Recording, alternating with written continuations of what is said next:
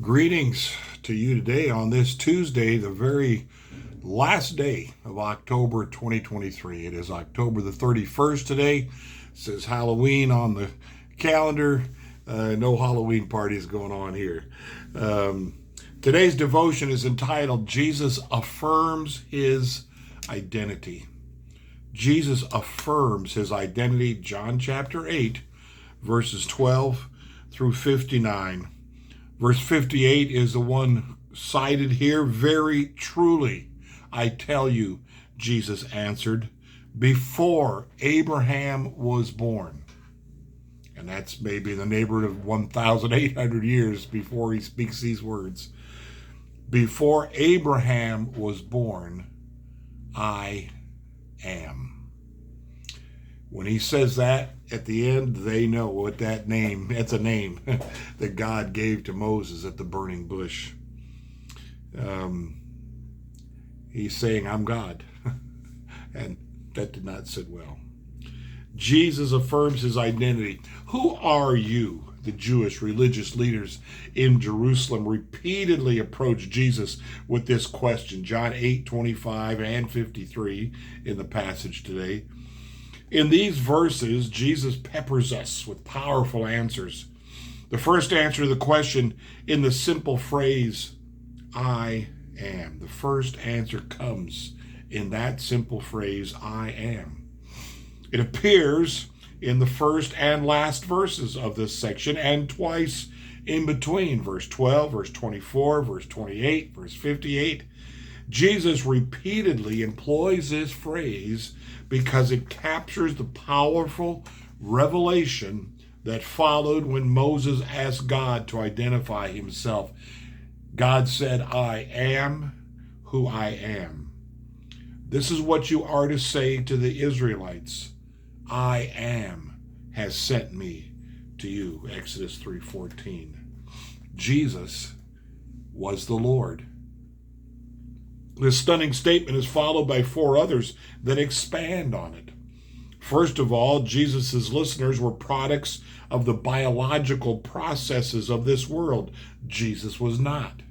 He said, you are from below. I am from above. You are of this world. I am not of this world, in verse 23.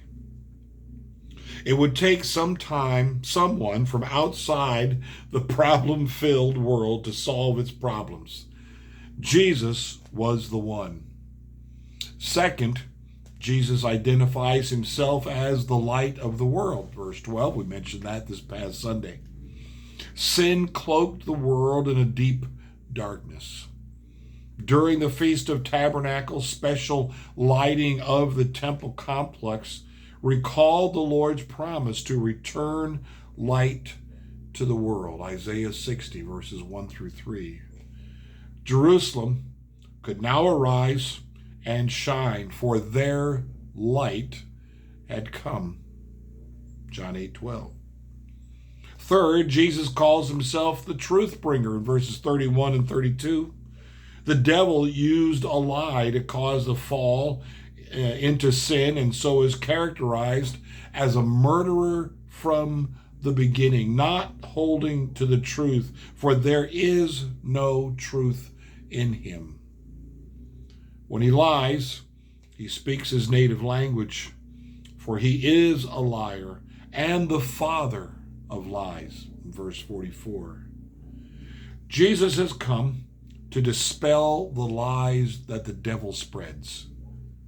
And finally, Jesus is a freedom giver. Verse 32.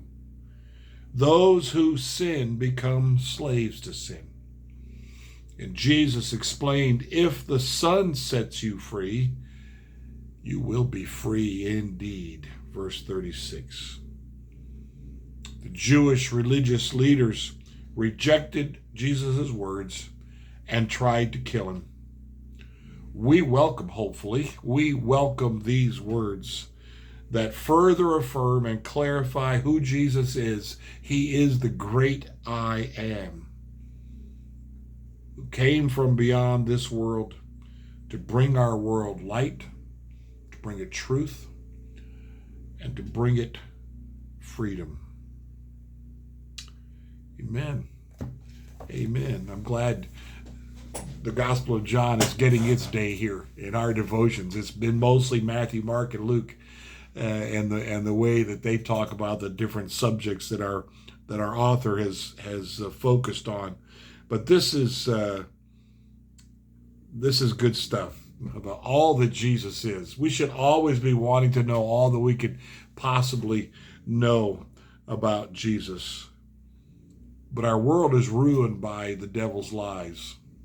And as long as we don't pursue anything else, we will be forever under his influence. Whether it's active sinning or whether it's just not listening to the voice of the Lord, which is itself a sin. When we don't hear him, when we don't try to know who he is and what he has to say and the truth that he came to give. After all, he is the way and he is the truth and he is the life. And it's him we need to pursue. That's who he is. That's his identity. He is the I am. He is God in the flesh. Come to redeem us. Come to seek and to save the lost. Come to find the lost sheep and bring them home. Come to let Israel know that Messiah they're looking for is him. It's not the superhero king they're looking for. It's the one who comes to sacrifice himself to deal with their sin problem and their ignorance problem, in that they have made up their mind already who this Messiah should be, what he should be like, what he should do for them. When the reality is, as Israel, they were God's chosen people and they were to be doing things for him, worshiping him, spreading the news about him in their world, which they failed to do, and it got passed on. Jesus affirms his identity. Good details for us to know, good things about him that we need to know when we are sharing with others, talking with others about our faith. And we can say more than just a few things about Jesus. We can go in depth and talk about such things as this passage in John chapter 8 reveals about who he is and his identity. Blessings to you today on this Tuesday, this last day of October.